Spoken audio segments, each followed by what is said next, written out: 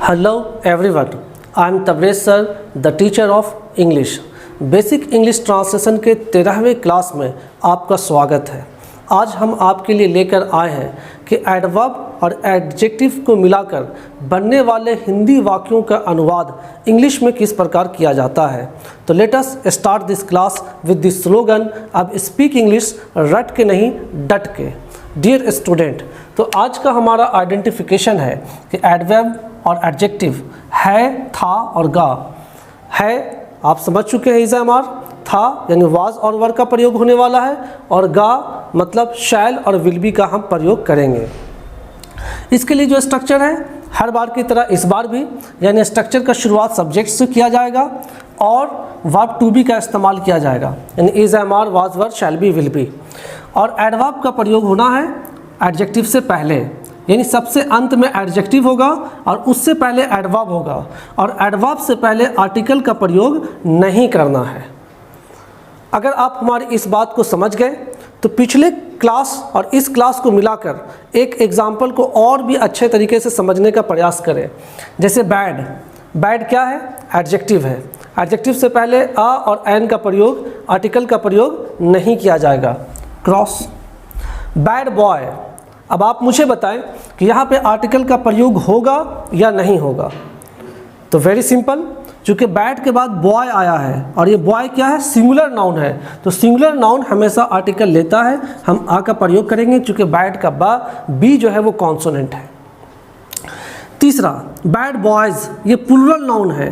Plural noun के साथ कभी भी आर्टिकल का प्रयोग नहीं किया जाता है, इसलिए यहाँ पर बैड बॉयज़ में बैड एडजेक्टिव है, बॉयज़ प्लूरल नाउन है, यहाँ पे आर्टिकल का प्रयोग नहीं किया जाएगा। ये तीन एग्जाम्पल पिछले वीडियो क्लास में भी मैंने आपको समझाया था। आज जो आपको कॉन्सेप्ट समझना है वो कॉन्सेप्ट ये है कि अगर किसी भी सेंटेंस के अंदर एडजेक्टिव हो और एडजेक्टिव से पहले एडवर्ब हो तो क्या आर्टिकल का प्रयोग होगा या नहीं होगा। तो एक बात याद रखें कि आर्टिकल का प्रयोग आ एन का इस्तेमाल जब नाउन रहेगा तभी होगा। तो चूँकि इसके पास नाउन नहीं है, इसके साथ नाउन नहीं जोड़ा गया है, इसलिए आर्टिकल का प्रयोग नहीं किया जाएगा। वेरी बैड बॉय, तो बॉय क्या है? नाउन है, वो भी सिंगुलर नाउन है। बैड क्या है? एडजेक्टिव है। वेरी क्या है? एडवर्ब है। तो अब आप मुझे बताएं कि यहाँ पे आर्टिकल का प्रयोग आ एन का प्रयोग होगा या नहीं होगा। तो वेरी सिंपल, बिल्कुल होगा। क्यों नहीं होगा? क्योंकि सिंगुलर नाउन है, इसलिए प्रयोग किया जाना है, इसलिए यहाँ पर आ का प्रयोग किया जाएगा। वेरी का वी कॉन्सोनेंट है, इसलिए आ का प्रयोग किया गया। वेरी बैड बॉयज़, यहाँ पे बॉयज़ क्या है? प्लूरल नाउन है। अब जब प्लूरल नाउन है तो प्लूरल नाउन के साथ तो आर्टिकल आ एन का इस्तेमाल नहीं किया जाता है, एडजेक्टिव है, एडवर्ब है, तो इस्तेमाल नहीं करेंगे। डियर स्टूडेंट, अगर ये छोटी बात को अगर आपने दिमाग में जगह दे दिया तो आपको इस तरह से मिलने वाला सेंटेंस का बनाना, इंग्लिश बनाना बहुत आसान हो जाएगा। डियर स्टूडेंट, अब यहाँ पर सवाल ये है कि एडजेक्टिव किसे कहते हैं? जो नाउन और प्रोनाउन की विशेषता बतलाए। तो एडवर्ब किसे कहते हैं? तो एडवर्ब वो वर्ड है, वो पार्ट्स ऑफ स्पीच का हिस्सा है जो वर्ब, एडजेक्टिव और एडवर्ब को क्वालिफाई करता है, मॉडिफाई करता है। हम ग्रामर के डेप्थ में नहीं जाएंगे, इसकी गहराई में तैराकी नहीं लगाएंगे। ग्रामर के लिए अलग से वीडियो क्लास बनाया जाएगा, उसके अंदर सारी बातों को हम सीखने और समझने की कोशिश करेंगे। अगर आपको यहाँ पर एडवर्ब समझना है तो सिर्फ इतनी सी बात याद कर लें कि ये very, extremely, fully, almost, altogether, too, so, rather, quite, partly, enough और जस्ट, ये जो वर्ड आपको दिया गया है ये एडवर्ब है, और एडवर्ब में भी एडवर्ब ऑफ डिग्री है। तो आपको ज़्यादा याद नहीं करना, बस ये एग्जांपल समझ लीजिए कि ये एग्जांपल जो आपको स्क्रीन पर दिया गया है यही एडवर्ब है, और ये एडवर्ब को हम पहचान कैसे करेंगे, प्रयोग कैसे करेंगे, ये सारा विषय, ये सारा सब्जेक्ट बाद में हम सीखेंगे। डियर स्टूडेंट, अगर आपने ये समझ लिया कि एडवर्ब और एडजेक्टिव से बनने वाले सेंटेंसेस के लिए जो स्ट्रक्चर हमें प्रयोग करना है वह स्ट्रक्चर है सब्जेक्ट, वर्ब टू बी, और आ और एन का प्रयोग नहीं करेंगे, एडवर्ब और एडजेक्टिव का इस्तेमाल होगा। एडवर्ब पहले होगा और एडजेक्टिव बाद में होगा। आ एन कब लगता है, कब नहीं लगता है, मैंने सिखा दिया। तो चूँकि यहाँ पे हम चौथे नंबर एग्जाम्पल को फॉलो करने जा रहे हैं, यानी वेरी बैड, यानी एडजेक्टिव और एडवर्ब, इसके बाद नाउन है ही नहीं, और जब नाउन नहीं हो तो आर्टिकल का प्रयोग नहीं होगा, इसलिए इस स्ट्रक्चर में हमें आर्टिकल का प्रयोग नहीं करना है। आने वाले नेक्स्ट वीडियोस के अंदर हम ये सीखेंगे कि अगर एडजेक्टिव के बाद नाउन आ जाएगा तो फिर हम वाक्य को कैसे बनाएंगे, वो आने वाले वीडियो में आपको सिखाया जाएगा। डियर स्टूडेंट, ये भी हमने सीखा कि एडवर्ब ऑफ डिग्री, यानी इस एग्जाम्पल को एडवर्ब कहते हैं या एडवर्ब ऑफ डिग्री कहते हैं। बस सिंपली से इस एग्जाम्पल को अपनी ज़बान पर बैठा लें। अब इस एग्जाम्पल के ज़रिए समझते हैं कि अगर कोई वाक्य हिंदी में दिया गया तो हम इंग्लिश में कैसे बनाएंगे। सीता बहुत खुश है, यहाँ पर खुश क्या है, एडजेक्टिव है, और बहुत क्या है, ये एडवर्ब है, यानी कि खुश, सीता खुश है, सीता इज़ हैप्पी।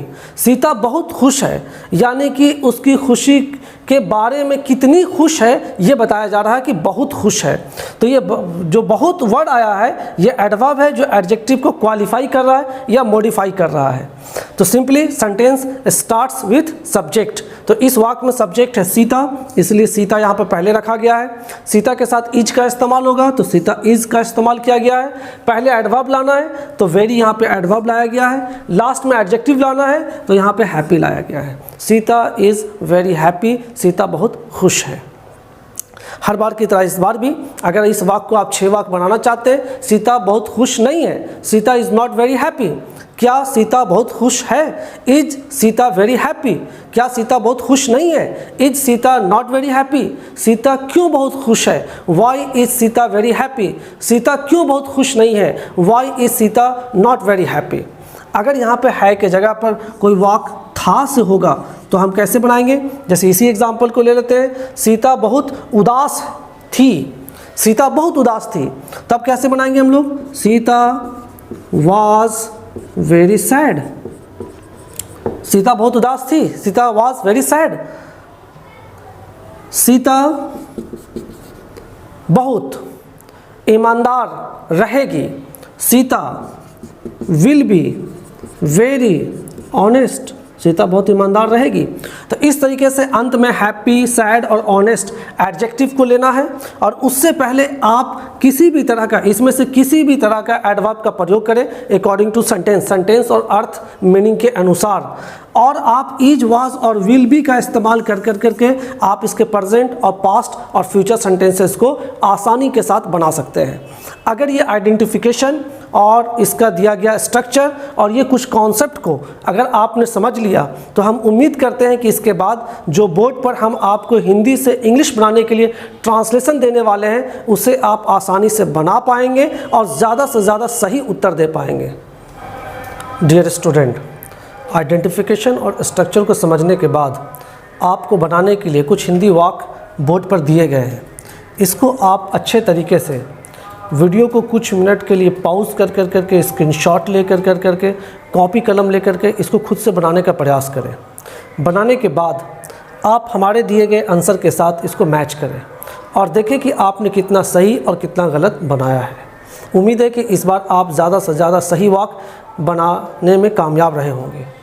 मैं बहुत अच्छा हूँ, आई, मैं, I am quite well.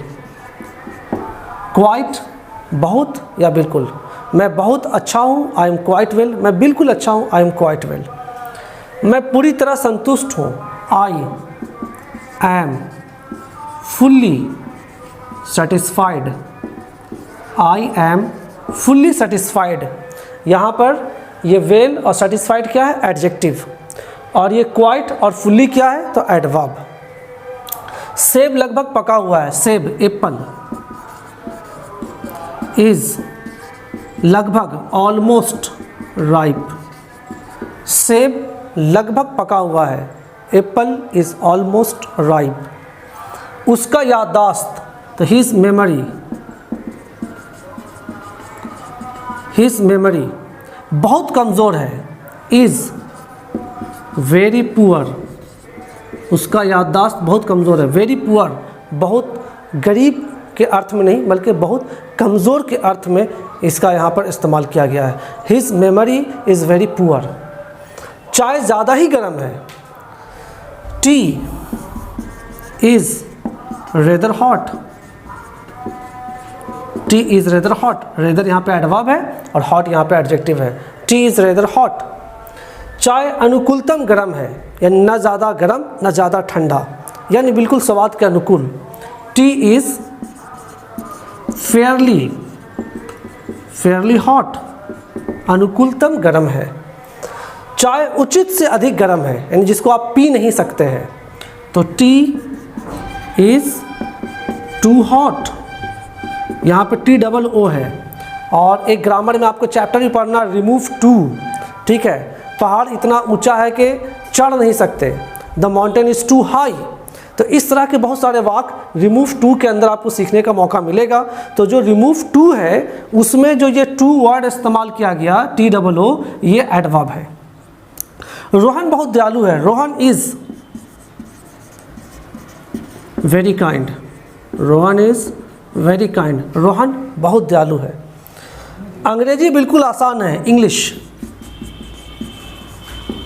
Is quite easy, बिल्कुल आसान है, इंग्लिश इज़ क्वाइट ईजी। तुम इतना बेचैन क्यों हो? अब ये क्यों वर्ड क्या है? WH क्वेश्चन है, तो पहले कोई भी सेंटेंस में क्यों, कब, कहाँ, कैसे आएगा, तो पहले हम लोग WHQ वर्ड को इस्तेमाल करना है। तो यहाँ पे वाई लेंगे, वाई। तुम के साथ आर का इस्तेमाल होगा, why are you so nervous, इतना बेचैन क्यों हो। और चूँकि ये क्वेश्चन पूछने वाला प्रश्न है तो क्वेश्चन मार्क भी लास्ट में लगाना होगा। तो डियर स्टूडेंट, आपने देखा कि इस सेंटेंस में एक सब्जेक्ट है जिसे शुरू में रखा गया है, और वर्ब टू बी है जिसे दूसरे स्थान पर रखा गया है, और quite, fully, almost, very, rather, Fairlie adverb है जिसको तीसरे स्थान पर रखा गया है, और वेल, सेटिस्फाइड, राइप एक एडजेक्टिव है जिसको चौथे स्थान पर रखा गया है। इसमें किसी भी प्रकार के आर्टिकल का प्रयोग नहीं किया गया है। तो उम्मीद है कि आपने इस स्ट्रक्चर को अच्छे से समझा होगा और वाक्यों को भी सही से बनाया होगा। Best of luck to all of you. English सीखने के लिए ARCC चैनल को सब्सक्राइब करें, लाइक करें, कमेंट करें और शेयर करें। Thank you very much for watching this video.